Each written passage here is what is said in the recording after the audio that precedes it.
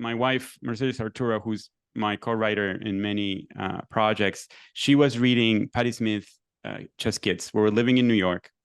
And that book was interesting to her because it felt like the world that the book depicted, the story that Patti Smith was telling about those kids in New York in the 70s was so different than the experience we were having in Williamsburg in 2015. It felt so dissonant, and it felt like a time machine in a way. And we started talking about it and about the book, and I got this initial seed of an idea, which was like, what if this is not a technology just used to bring people to the future or space or, the cliff, but what if it's a time machine that can bring you to an era that you could never experience? That nostalgic feeling for a time that you couldn't experience, I think it's such a prominent feeling, at least in my life. All the music I loved growing up was music that already had happened.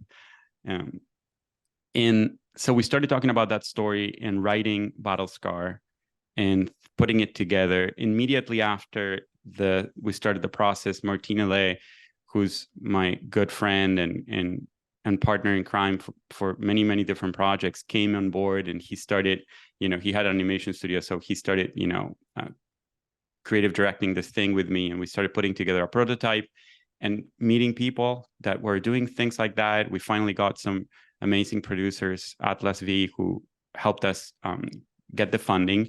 And eventually, when we had this thing going and we had the ability to prove that it would work, we sent a script to Rosario Dawson, which was a weird kind of script that looks like a theater script because it's mostly dialogue. It doesn't have scene descriptions.